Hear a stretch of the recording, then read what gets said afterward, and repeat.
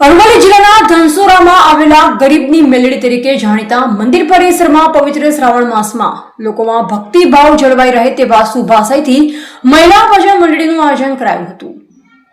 પવિત્ર શ્રાવણ માસના બીજા દિવસ અને 15 ઓગસ્ટની ઉજવણી ભક્તિભાવપૂર્વક કરવાનો અનોખો કાર્યક્રમ કરવામાં આવ્યો હતો। ધનસુરા અમદાવાદ રોડ પર ખેતરમાં આવેલ ગરીબની મેલડી તરીકે જાણીતા મંદિર પરિસરમાં મંદિરના સેવકો દ્વારા ભજન મંડળીનું આયોજન કરાયું। મોડાસા તાલુકાના સાકરિયા ગામની મહિલાઓ દ્વારા સંચાલિત કૃષ્ણ ભજન મંડળી દ્વારા અવનવી વેશભૂષા સાથે સતત 3 કલાક કરતા વિવિધ ભજનો સંગીતના તાલ સાથે ભજનની સરવાણી વહાવી હતી।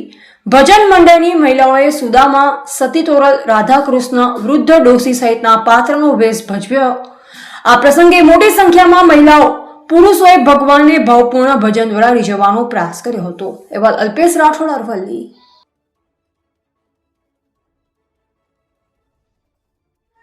અરવલ્લી જિલ્લાના ધનસુરા ગામમાં ગરીબની મેલડી એટલે કે ખેતરવાળી મેલડી મંદિર આવેલું છે, જેમાં શ્રાવણ માસના પવિત્ર દિવસોના નિમિત્તે અને સ્વાતંત્ર્ય દિનની પર્વની ઉજવણી તરીકે અમે મોડાસા તાલુકાના સાકરિયા ગામની બહેનો દ્વારા ભજનનું આયોજન કરવામાં આવેલું છે, જેનો હેતુ લોકોમાં ધાર્મિક ભાવનાઓ ઉત્પન્ન થાય અને ભગવાન પ્રત્યેની જે શ્રદ્ધા છે તેના સર્વને આશીર્વાદ મળે પ્રભુના, એના દ્વારા અહીં આગળ ભજનનું આયોજન કરવામાં આવેલ છે।